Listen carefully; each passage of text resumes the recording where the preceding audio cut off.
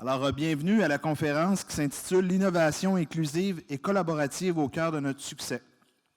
C'est présenté par Robovaire, comme vous devez vous en douter. Alors, en 1994, M. Dandurand devient directeur général d'ADFAS, puis ensuite président en 2001. ADFAS se spécialise dans la conception, la fabrication de produits adhésifs et de calfeutrants. Les trois usines de Ville-Saint-Laurent sont entièrement automatisées et les 9 centres de distribution en Amérique du Nord permettent de mieux servir leur clientèle localement. Alors, sans plus tarder, je laisse la place à M. Dandurand. Merci.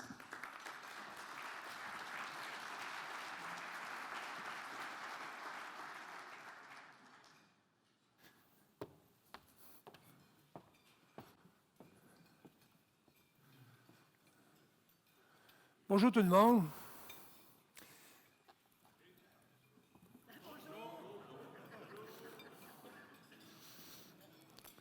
C'est bien, c'est bien. Déjà, j'ai de la réaction, c'est bien. Merci, Madame Gaudreau, de nous faire confiance.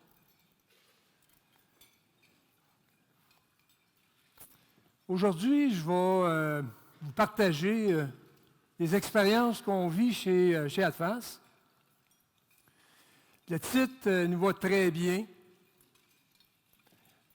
L'innovation collaborative et inclusive. Puis on va parcourir un peu ce concept-là.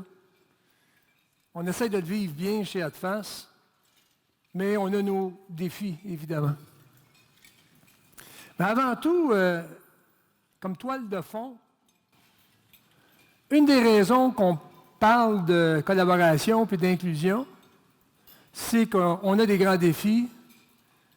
Entre autres, nous, un des défis, c'est de tout le temps être capable de recruter le talent nécessaire pour continuer notre croissance.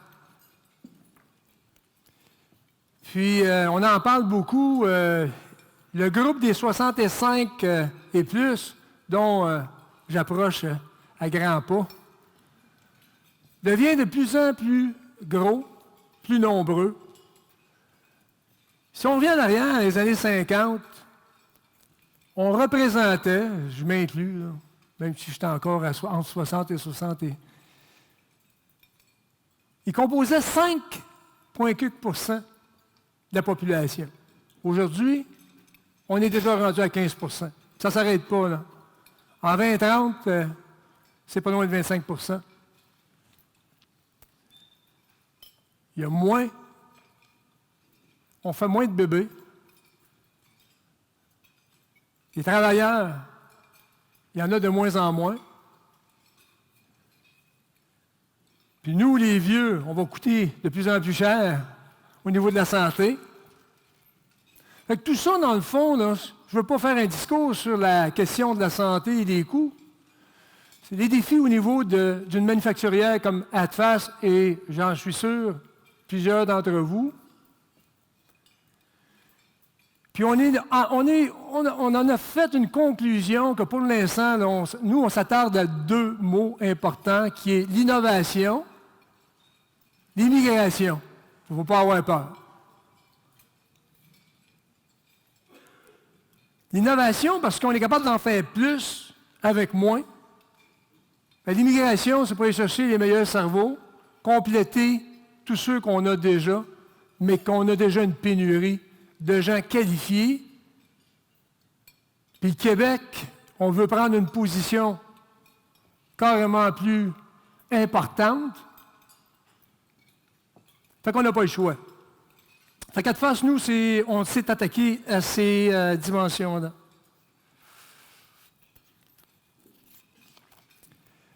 Évidemment, pour être capable d'accueillir les gens, les plus jeunes générations, les immigrants, il faut avoir le désir d'intégrer, de s'adapter, nous, les plus vieux, les moins vieux. Ça amène toutes sortes de changements.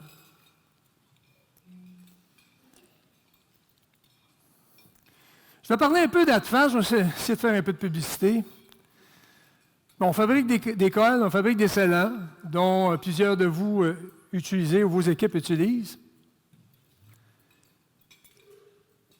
On a des usines à Ville-Saint-Laurent qui sont très bien automatisées, numérisées. Mais nous, on a décidé, moi je suis la deuxième génération. Mon père est le fondateur.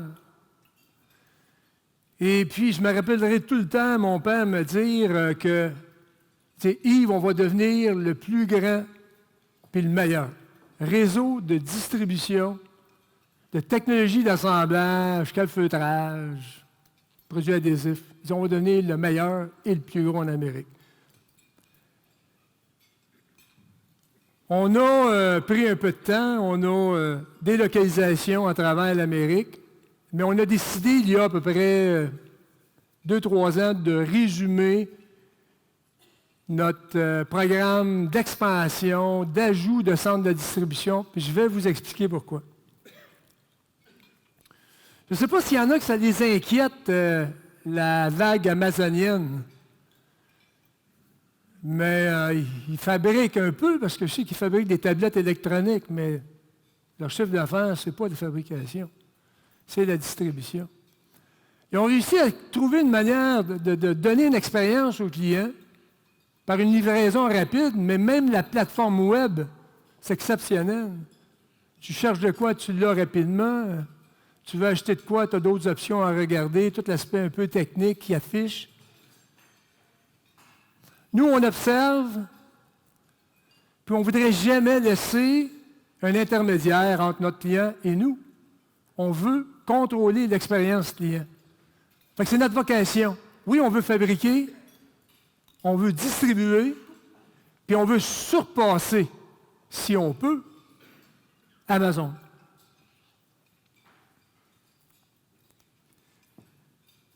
Au niveau de l'expérience client, on parle de proximité physique, mais également on veut une proximité virtuelle. Amazon, c'est une proximité virtuelle, mais il livre en 24, 72 heures, dépendamment des... Fait que nous, il ne faut pas se faire ramasser par cette vague-là. Aujourd'hui, ils ne touchent pas nos produits, ils ne livrent pas encore des fenêtres, mais il ne faut pas rester assis. On est tous au courant, là, Amazon s'est rendu des dizaines d'avions cargo. J'ai regardé les statistiques. 10 000 camions remorques, des milliers de camionnettes. Ben, une porte, ça fit bien dans une remorque. Qui dit qu'un jour, ils ne commenceront pas à prendre ce morceau-là également? Compagnie de 800 millions qui a été fondée en 1994. Bien, on se réveille. Nous, on ne prend pas de chance, on peut heureux. On augmente notre réseau de distribution et on développe la logistique aussi pour être capable de livrer efficacement.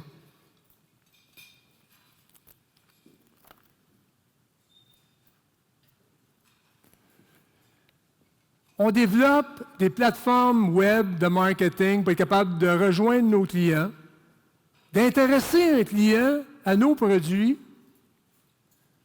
Cette plateforme-là, c'est des contacts qu'on accumule dans les expositions, dans les foires commerciales. C'est des bases de données qu'on achète. C'est rentré dans un CRM très puissant qui est lié à notre plateforme de mise en marché web. On a des stratégies d'approche, ça va être une concentration sur un produit ou un groupe de produits, des applications, des besoins, des problèmes dans l'industrie. Et on envoie ces courriels-là avec des liens intéressants. Et il y a tout un aspect analytique qui supporte tout ça, dépendamment si le client ciblé télécharge, retourne 2 fois, combien de temps, ben, la cote d'intérêt monte. Fait qu'on est en mesure de savoir à quel moment il faut rentrer en action, coup de téléphone. Cette plateforme-là sert à rejoindre un marché qui est immense. Puis je vais rentrer un peu dans le marché. Pour nous, le contracteur, il y a le fabricant, qui est un très gros marché pour nous, puis il y a le contracteur qui installe les produits que nos fabricants fournissent, fabriquent et fournissent. Juste vous donner une idée, en Amérique, la partie de la construction, j'étais tellement surpris, 1 trillion, l'Amérique, là, on inclut les États-Unis, 1 trillion, un peu plus, qu'occupe dans le GDP. Puis on regardait comment il était composé, là. Encore plus surprenant, 1 million de contracteurs, en moyenne 1 à 5 employés. Fait qu'on s'est dit, nous, à Adfas, comment on va être capable de rejoindre tout ce monde-là en Amérique sans mettre 300 représentants, représentantes à essayer? Impossible. Un représentant chez Adfas, c'est 3 ans avant qu'il devienne avec la compétence nécessaire pour supporter un client. Fait que notre modèle empirique, on ne pouvait pas croître rapidement. Fait que depuis 1 an et demi, on a mis en marche cette plateforme-là. Et notre segment de contracteurs croît au-dessus de 20 % par année. Et on a à peine touché à ce segment-là. C'est extraordinaire. Mais la limitation est repoussée par un développement numérique. On a une équipe à l'interne.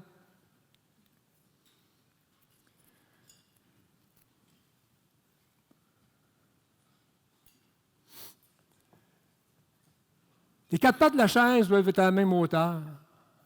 Et une des pattes, c'est le développement de nos produits. On a 4 laboratoires, des petits laboratoires, mais ils ont tous des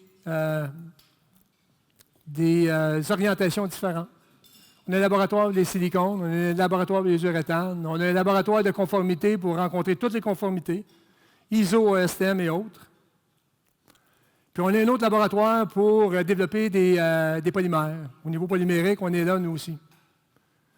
Adfas compétitionne contre les plus grosses, allemandes, américaines, japonaises, très grosse concentration dans notre domaine. Des compagnies à 10 milliards, 20 milliards. Puis notre taux de croissance annuel, présentement, est de 12 %. On veut l'accélérer. Le segment contracteur est de plus de 20 %, mais le segment contracteur est plus petit que l'industriel. Mais le développement des produits, c'est un incontournable. On y met beaucoup d'argent, on va chercher les meilleurs cerveaux pour développer plus rapidement. La méthodologie change. On essaye d'avoir une approche stage gate, là, pas dépenser trop d'argent si les premières étapes ont failli. On essaie d'intégrer toutes les approches nécessaires pour accélérer le développement des produits. L'innovation chez Adfas,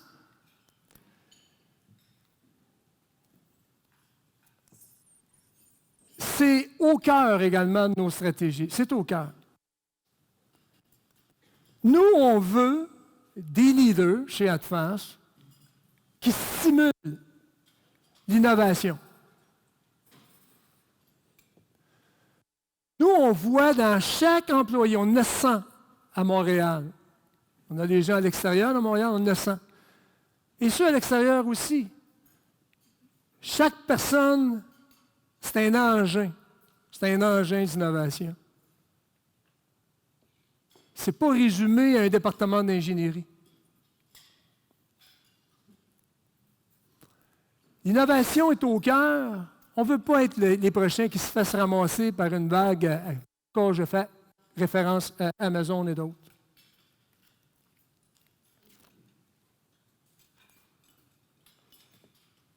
Ceci, c'est notre complexe manufacturier. On a 7 bâtiments avec des restaurants, 3 autres qui sont près du complexe. Et c'est un gros laboratoire expérimental. C'est sûr qu'on est une business avec une vocation à faire de l'argent. Mais la culture est axée sur l'innovation, le développement des produits. On a 3 aspects de l'innovation. Le premier, c'est les produits. Le deuxième, évidemment, c'est nos processus.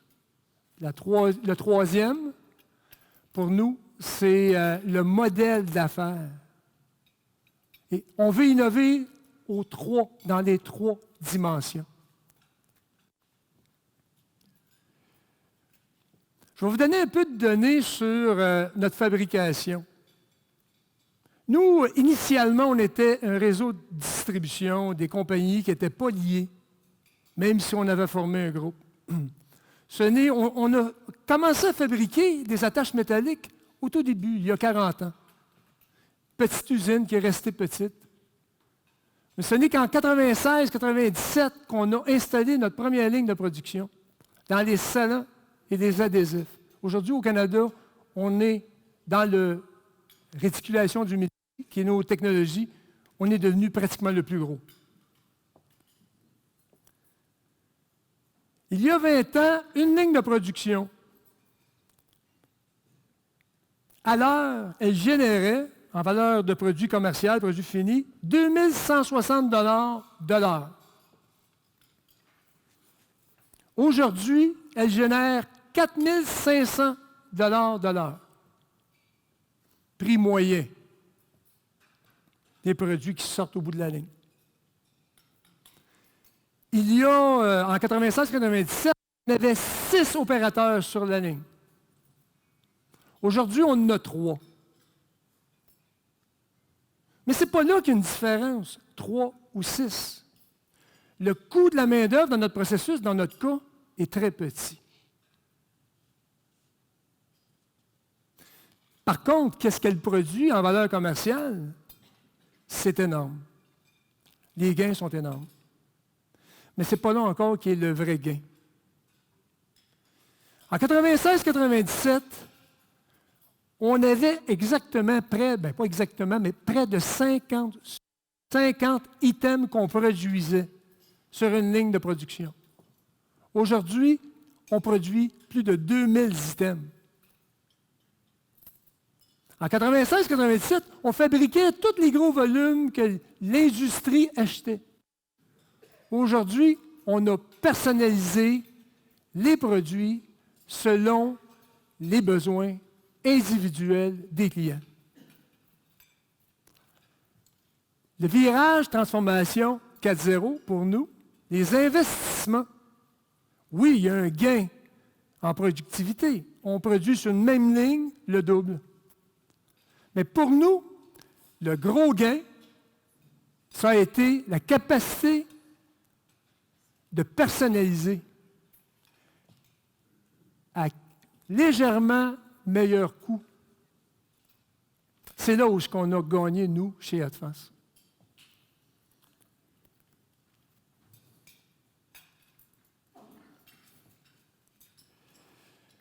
Je vais vous montrer assez rapidement un peu les processus, ou comment ça se passe, notre type de production, comment ça se fait. Comme vous voyez à l'écran, ce sont des réservoirs de entre 20 et 30 000 litres, dont certains, c'est des plus petits réservoirs de 1000 litres et d'autres de 400 litres. Tous les réservoirs sont supportés par des cellules de pesée ou des balances. Les balances sont reliées à un système qu'on appelle le MES, dont vous connaissez. En tout cas, c'est le système d'exécution manufacturière. Toutes les formules et les procédures de production sont dans le système MES. Et quand un des opérateurs qui a une puce s'identifie au mélangeur et peut lancer une production, et à partir de ce moment-là, c'est le système MES qui s'occupe de toutes les étapes. Évidemment, on a des gens qui supervisent l'écran, mais on a éliminé 80-90% des transferts. Il y a encore des petits transferts manuels qu'on fait parce que les produits, les matières premières sont trop petites en quantité et sont sujets à changer avec le temps, qu'on n'a pas automatisé. Mais en gros, on a automatisé tous les transferts de matières premières.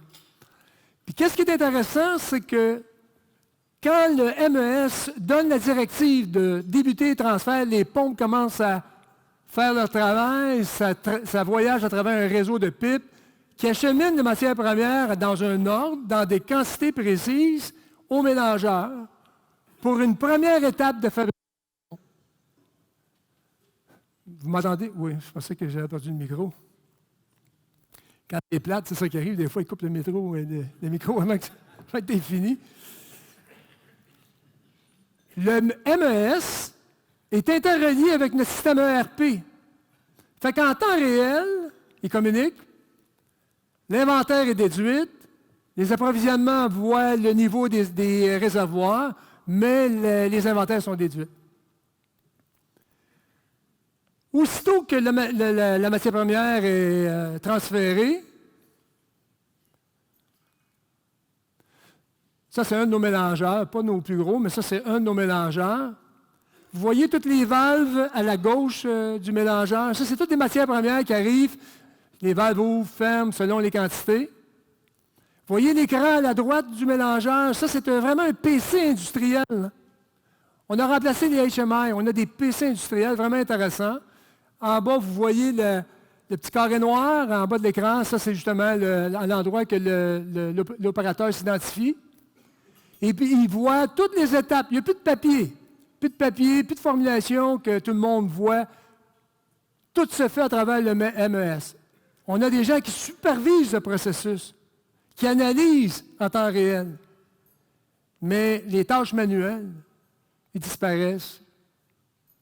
Ils sont disparus, à l'exception d'une infime partie. Le système MES, s'il y a une faille au niveau d'un équipement, quand il y a une maintenance à faire, quel que soit, le MES envoie lui-même sa demande à l'équipe de maintenance. Fait que même la maintenance est gérée avec le système MES. Ça, c'est une première étape de la transformation. On fait une pâte non réactive, des polymères, des huiles, des charges. On n'a pas encore le scellant, le silicone qu'on vous vend, là. C'est juste une première étape. On a une étape après ça qui est très sophistiquée de multidosage. 12 ingrédients additionnels s'injectent dans la pâte. Et c'est là que toute la magie se fait. On est en mesure, grâce à cette approche-là de multidosage, quand un client nous dit ce produit-là que tu nous as formulé pour nous, quelle quantité je dois l'acheter pour que vous soyez en mesure de le produire? 150 unités. Il dit 150 barils. Non, 150 cartouches. On va t'en faire 3 000, 10 000 si tu veux, c'est ça qu'on aime. 150. La machine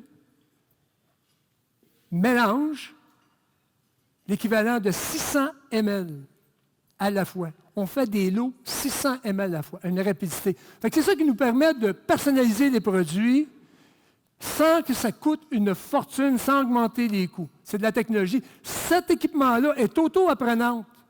Parce que les pâtes maîtresses qu'on fait dans le gros mélangeur, on a 20 chimies différentes, des consistances différentes. Puis quand il arrive au multidoseur, le doseur est obligé de s'ajuster. Il y a des capteurs qui déterminent la densité, le viscomètre, et la machine se réajuste, les dosages se réajustent. Fait qu'il y a la grosse technologie. On a intégré ça, c'est des millions de dollars. On a travaillé très fort à intégrer ça. Mais aujourd'hui, ça définit où est-ce que Atlas se positionne.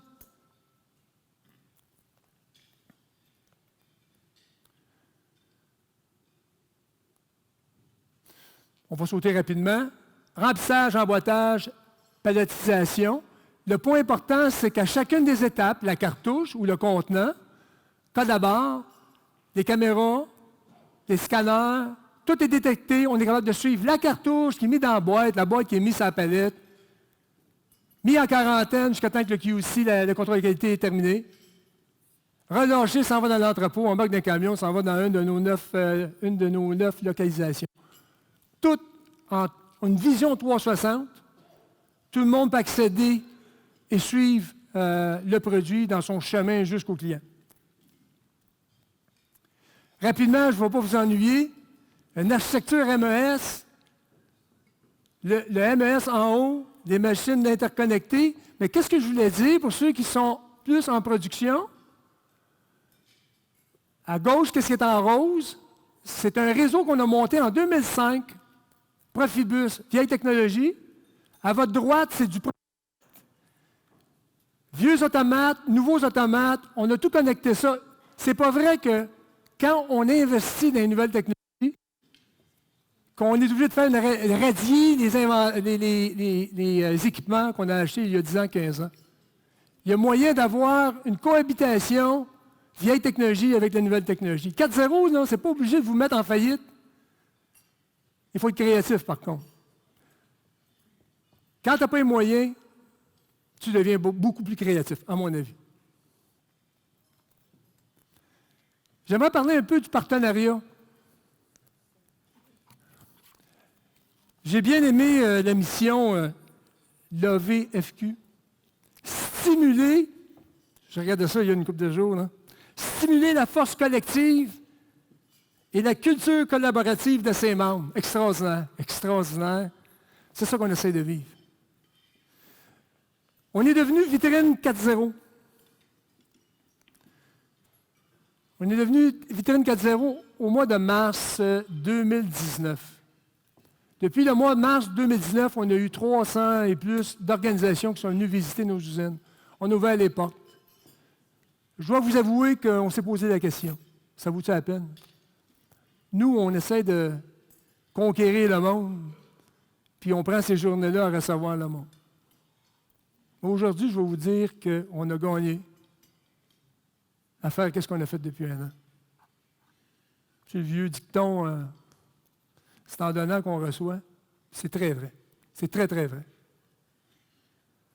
Nos équipes se sont liées avec des équipes de fabricants qui sont venus nous visiter, des gens qui ne sont pas dans la fabrication, qui exportent. On s'est liés avec des compagnies extraordinaires. On a de nos équipes qui se déplacent, qui vont travailler ces projets de d'autres équipes. Groupe Marcel, c'en est un, c'est extraordinaire. Ils mélangent, mais eux autres, ils mélangent des parfums, des poudres. On apprend d'eux. Ils viennent chez nous, hop, ils voient des choses qu'ils trouvent intéressantes. L'Association des produits chimiques sont venus chez nous, il y avait des compétiteurs. Ils disent, on va les enlever de sa liste. Non, amenez-les. Nous, qu'est-ce qu'on veut contrôler? C'est l'expérience client. Fait que le partenariat avec la VFQ, pour nous, c'est cher. C'est très important. Très important.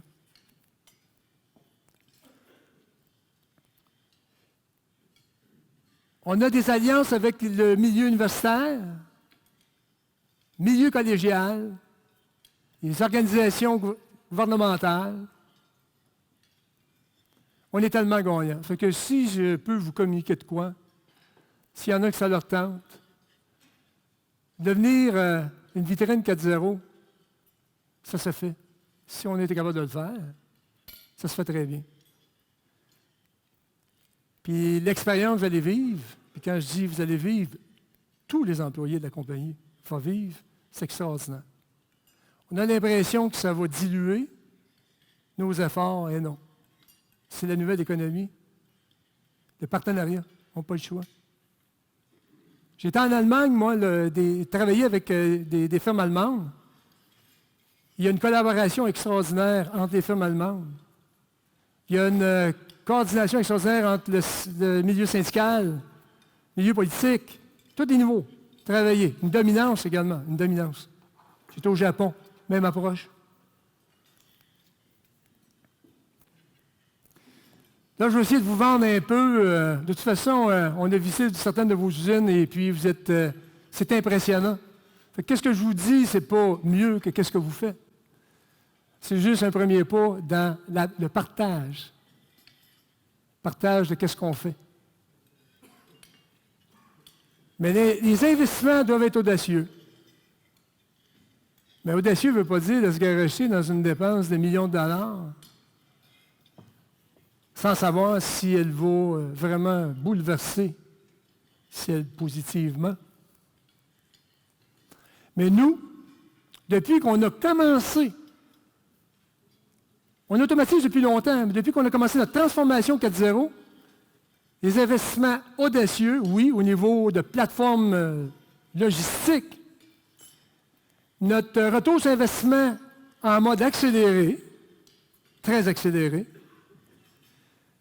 le BAYA, record, on a même triplé notre BAYA dans les 4 dernières années. Notre compétitivité, elle a augmenté d'une façon extraordinaire. Mais il faut en revenir au plan stratégique. Tantôt, on jasait de plan stratégique, comment c'était important. Puis je ne passerai pas trop de temps sur le plan stratégique, mais j'aimerais toucher une couple de points.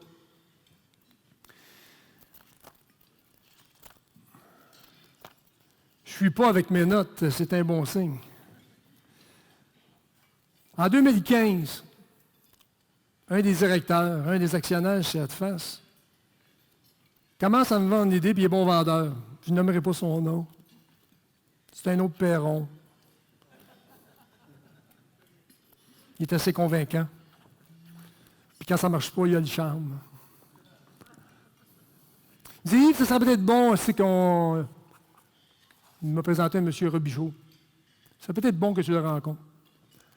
Cette rencontre-là, même si j'y étais de reculons, elle a transformé notre organisation. Elle m'a transformé, elle a transformé tous les leaders chez Adfas. Il est rentré chez Adfas à nous parler de leadership. On s'est auto-évalué et on s'est fait évaluer par notre équipe. J'avais très peur. Et j'avais raison. Il m'a dit carrément, il dit, pour être un leader à haut niveau, pour réaliser les ambitions que tu as, toi, tu es là et il faut que tu t'en ailles là. Fait qu'on a commencé à travailler. Après ça, ça a été les autres directeurs. Après ça, on a tombé dans la planification stratégique. On en faisait un genre d'exercice qu'on refaisait toutes les années à la fin de l'année, mais on mettait le document dans le tiroir durant toute l'année. La planification stratégique a changé complètement de sens pour nous tous chez Adfas. Mission, vision. Avant ça, une journée, on appelait ça une vision, l'autre journée, on appelait ça une mission. On a commencé à définir ça avec un jargon que tout le monde connaissait. Mission, c'est notre terrain de jeu. Parce qu'on avait goûté ça, nous, sortir du terrain de jeu, ça coûte cher, ça. Quand tu commences à penser que tu as l'expertise sur tout. Fait qu'on a commencé à définir c'est où ce qu'on va jouer, nous. Réticulation, toutes les technologies de réticulation par humidité, silicone, uréthane. On a commencé à concentrer et focusser toutes nos ressources là. La vision, c'est beau d'avoir une vision. Le plus grand réseau, non, mon père nous l'a communiqué. Mais les stratégies à côté pour la vision, pour la réaliser, c'est une autre affaire.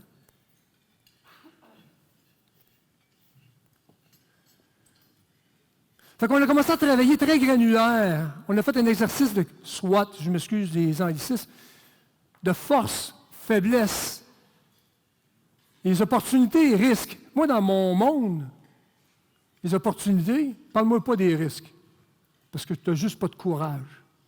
Bien, il m'a dit, c'est pas tout à fait de même que ça fonctionne. Chaque opportunité a ses risques, mesure-les. On a fait l'exercice avec tout le monde, ça a été révélateur. On a commencé à impliquer tout le monde. C'est une des conditions de la planification stratégique avec M. Robichaud, c'est d'impliquer tout le monde. Tout le monde. Ça a changé radicalement.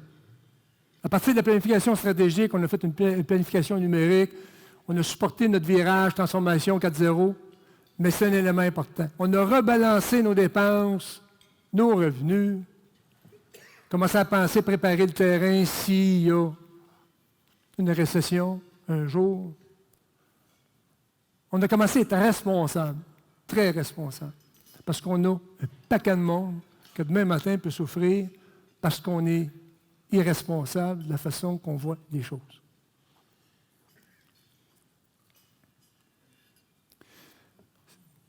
Une architecture chez Adfas, elle est véridique, c'est notre architecture. Je n'ai pas parlé d'aucune marque de commerce, mais ça, c'est notre architecture. Tous les logiciels qui se synchronisent, et vous voyez dans le haut, je ne sais pas si c'est assez clair, là, mais les processus, c'est plus important.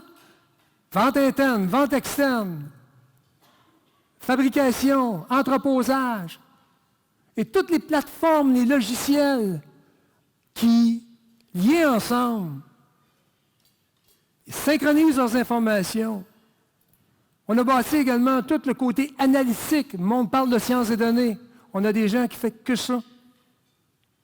Parce que pour réaliser nos ambitions, il a fallu faire un début de transformation 4.0. C'était un incontournable.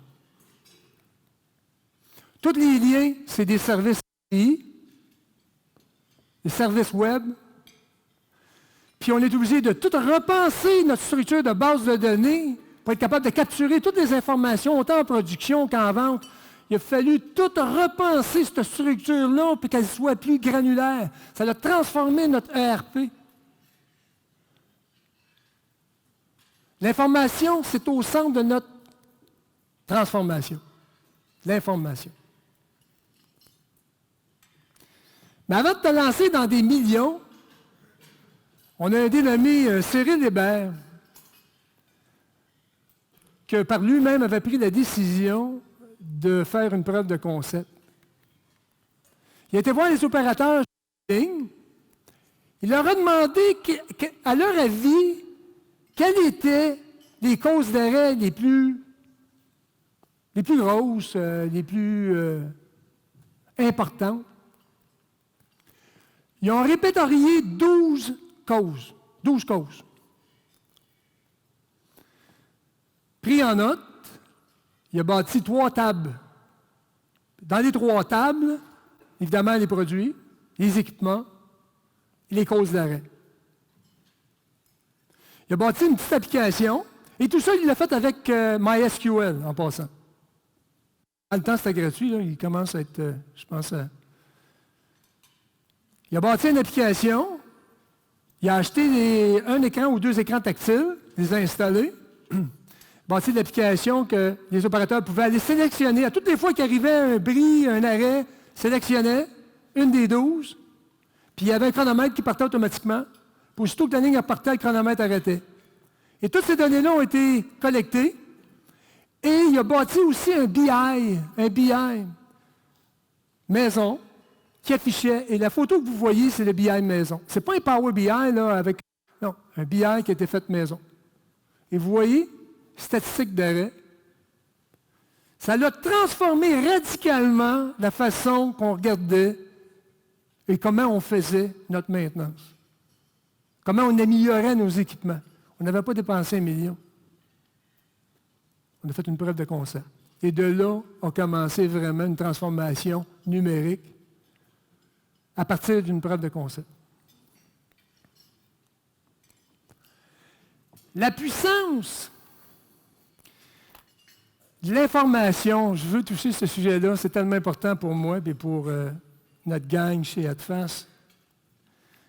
Nous, on l'appelle la démocratisation du décisionnel. Excusez, il y a de la misère à dire, bien, la langue qui accroche.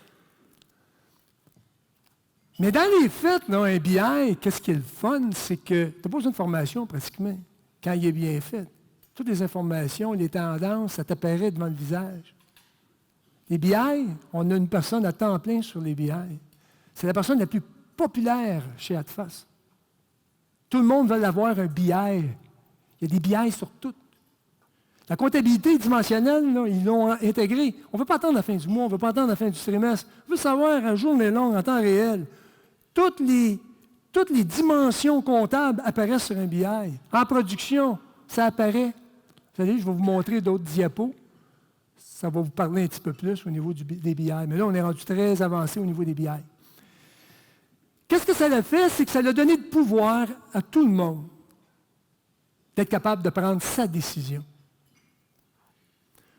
Tous les employés chez Adfas, c'est des décideurs. Pas 1, 2, 3. C'est tous des décideurs. Si vous leur donnez les informations. C'est sûr que ceux qui sont habitués d'avoir le monopole des informations, tu sais, là en haut, là, c'est un changement radical. Tous les employés doivent devenir des décideurs.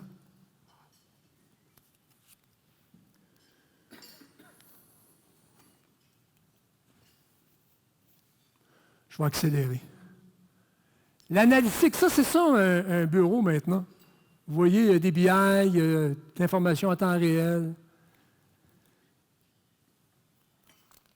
L'objectif de tout ça, nous, on l'a défini. L'objectif de l'automatisation, numérisation de tous nos processus est de libérer nos employés de leurs tâches redondantes, répétitives, sans valeur ajoutée. Vous engagez quelqu'un là, qui va travailler chez vous pendant 30 ans à faire la même affaire à tous les jours. C'est de la destruction du cerveau. Fait que, oui, il y a du bon et du mauvais dans l'automatisation. Mais il faut faire attention avant de la rejeter. Et qu'ils puissent investir leur temps à améliorer les services et les produits avec l'objectif de surpasser les attentes des clients. Puissant, quand c'est au service de l'homme. Alors, on a fait une machine IoT, on a une petite division, en passant à la 3e génération. Mon neveu et ma fille, ils sont dans cette petite division-là. Ça dormait au gaz depuis 20 ans. Ils n'ont pas assumé des postes dans la haute direction. Ils sont en allés dans cette division-là. Depuis ce temps-là, ils l'ont doublé. C'était pas gros, mais ils l'ont doublé. Ils font de l'estampage d'attaches métalliques. Ils ont développé des machines.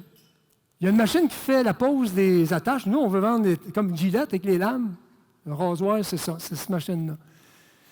Ils ont bâti, ils ont installé un petit contrôleur programmable, mais pas comme on met ces lignes de production, hein, quelques centaines de dollars. Ils ont installé des capteurs de tension tout partout sur la machine. C'est une machine qui frappe les attaches, fait que l'outil s'use. Ils ont bâti tout le côté de collecte de données. Là, ils sont rendus que la machine, selon le nombre de coups, selon l'usure qui est détectée par les capteurs de tension qui sont installés sur le cadre, sur le châssis, et le nombre de coups que la machine doit donner, parce que c'est des milliers d'attaches, ils sont capables de prédire quand est-ce que l'outil a besoin d'être changé. Cette machine-là, connectée sur le web, à notre serveur, nous aussi on a le data, la machine initie sa commande de pièces qui est envoyée par le B2B, notre B2B, qui est encore expérimental, mais au mois de mars, il est lancé officiellement. Fait que la machine est capable d'envoyer ses commandes de pièces de rechange, c'est livré à temps avant que la pièce soit plus apte à faire son travail.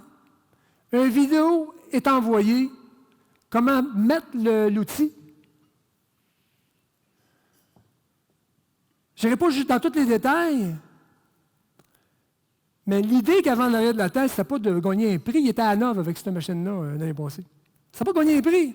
Parce qu'ils ont réalisé que des mom-and-pop shops, excusez l'expression, il y en a des milliers, ils n'ont pas de département de maintenance. Ils se sont dit, on va développer une machine qui va faire sa propre maintenance, pas installer l'outil, mais qui est capable de gérer la maintenance de la machine, puis envoyer des messages. Puis il y a d'autres fonctionnalités comme l'inventaire de départ, elle va la déduire, elle va recommander l'inventaire d'attache. Là, ils ne veulent pas la vendre, la machine. Là, je dis, ça ne marche pas, là. Ils disent non, ils disent, on va marcher pay per click. On va charger par utilisation. C'est les attaches qu'ils veulent vendre, pas la machine. La machine, là, c'est juste rendre les gens qui n'ont pas les moyens ou la maintenance pour l'acheter, qu'ils puissent l'acheter, mais qu'on leur fournisse des attaches, que c'est une business qui se répète tout le temps, des années et des années, si tu es capable de fidéliser ton client. Hanovre, c'est la fameuse machine. Vous le connaissez, le monsieur à côté, M. Fitzgibbon. Il est venu nous rencontrer la semaine passée, chez nous. Ça l'a comme turbochargé tous nos employés. Maintenant, je vais vous montrer une vidéo. C'est le dernier sujet, je vais aller vite. Dernier sujet, les femmes au cœur de la transformation numérique. Je ne veux pas passer ça. Il faut... puis la meilleure façon, là, c'est de vous montrer une vidéo qui a été faite par Investissement Québec.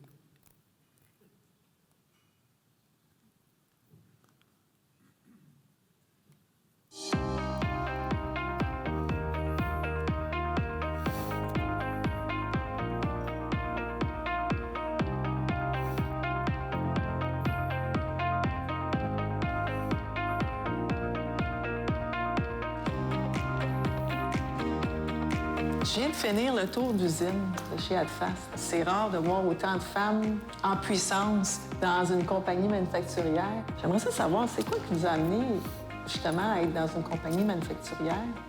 En fait, moi, j'ai commencé dans la pharmaceutique, qui est typiquement un peu plus une industrie féminine. La compagnie manufacturière apporte beaucoup de sentiments d'appartenance. Il y a ce sentiment de proximité qui m'a beaucoup encouragée à travailler dans les compagnies manufacturières. Je débute ma 14e année avec Adfast. À l'époque, j'étais pour une grosse compagnie, puis j'avais envie d'avoir d'autres défis. Puis je me disais, je pense que dans une PME, je vais pouvoir toucher justement à plusieurs choses. Ça va être plus petit, ça va aller moins vite même, je me disais. Bien, ça, tu dois t'être trompé un peu, hein? Oui. C'est sûr que la valorisation des métiers techniques, on en a fait vraiment un cheval de bataille, qu'on crée vraiment un pipeline de jeunes pour aller vers le secteur manufacturier, qui est absolument vital pour l'économie du Québec. Maintenant, qu'est-ce qu'on doit faire pour intéresser les femmes pour se diriger davantage vers le secteur manufacturier? Tout l'encadrement qu'on peut avoir, tout le soutien qu'on peut avoir, toutes les possibilités qu'on peut avoir aussi. Adfast n'a pas peur que peut-être un jour, une femme va avoir un enfant et être en congé de maternité, justement. Chérie, justement, sur ce que Cindy dit, vous dites qu'effectivement, c'est le cas. Par exemple, je suis directrice de production intérimaire parce que Marie-Vidéo Touchette, qui est directrice de production actuellement, est enceinte et ça va bientôt en congé de maternité. OK. Donc, Adfast ne l'a pas empêché d'avancer. Moi, je pense qu'il faut peut-être que les entreprises ouvrent leurs portes aussi aux jeunes dans les écoles. Peut-être que ça va les inciter aussi plus à avoir envie de faire ça. Les gens ont souvent peur que l'automatisation va réduire le nombre de postes disponibles, mais dans notre cas, c'est tout à fait le contraire. On est juste plus efficace. Peut-être la résistance qu'autrement elles auraient eue avec un travail manuel dominé par les hommes. Ce n'est plus du tout le cas. Elle peut toucher à la robotique, elle peut toucher à la technologie, elles peuvent être créatives en même temps. Il y a beaucoup d'incitatifs pour les femmes aujourd'hui.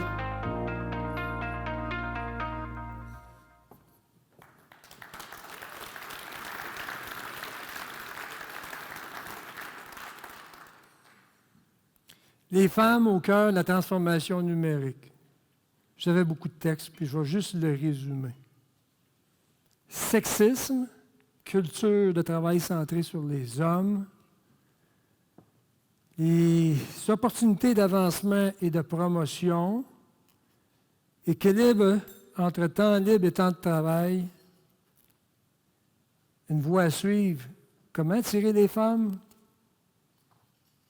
Les femmes ont besoin du succès des autres femmes. S'attaquer aux clichés du secteur manufacturier. Les entreprises doivent créer un environnement de travail plus inclusif. Des vidéos comme ça, c'est le fun. Mais il faut attaquer le problème. Les femmes n'ont pas besoin de l'homme pour se positionner. On a juste à arrêter de faire de l'obstruction. Je vais vous parler un peu des valeurs, c'est les dernières 2 minutes.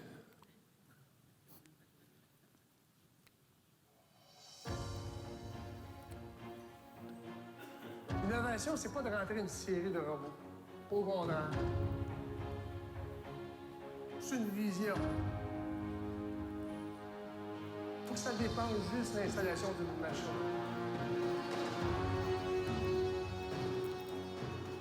C'est impossible d'avoir un engagement dans le 4-0 sans que toutes les parties soient gagnantes.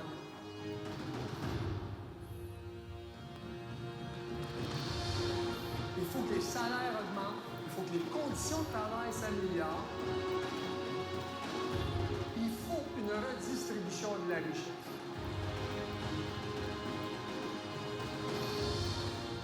Les gouvernements, le milieu universitaire sont tous impliqués avec nous chez Adfast. Ils nous aident. Au bout de la ligne, c'est d'être capable de continuer à compétitionner dans un marché qui est de plus en plus automatisé.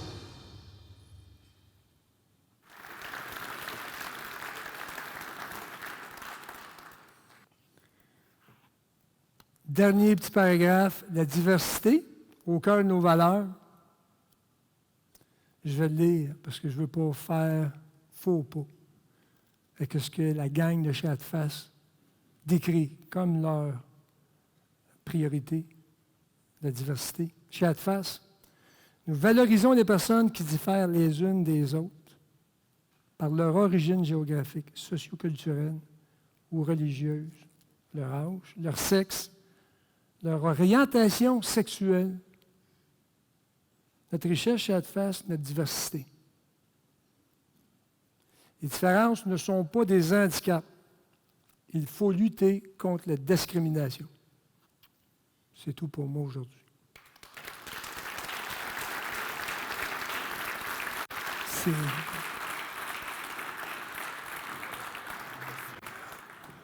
peut demander s'il y a des questions. Oui, c'est ça. Mais ça, c'est le machin. Je vais faire attention. Il y a une période de questions, et puis j'aime bien ça parce qu'on a le droit de le lancer, mais soyez au taquet, parce qu'on ne veut pas assommer personne. Est-ce que quelqu'un a une question? J'ai trouvé ça plate, c'est pas... Une question, s'il vous plaît? Aucune question? C'était très clair. C'est-tu parce que c'était clair? Oui? Bon. Bien, je vous remercie de votre écoute. Ça a été, en tout cas, c'était inspirant pour moi. Et puis, je remercie encore Mme Gaudreau et votre équipe pour le succès. Vous avez eu une quantité, vous avez doublé ou pratiquement le nombre de personnes qui sont venues. Fait que félicitations. Puis l'équipe là, qui travaille en arrière, là, c'est ça qui fait qu'on a un succès au bout de l'année. Fait qu'un gros merci à tout le monde. Merci. Pas tout à fait la même grandeur. Alors, merci beaucoup. Moi, ce que je retiens, c'est que l'innovation, ça ne passe pas nécessairement par des investissements majeurs, mais il faut souvent regarder dans notre cours. Puis aussi la passion. La passion de M. Dandurand. Merci beaucoup. J'ai vraiment beaucoup apprécié. C'est très inspirant. Merci.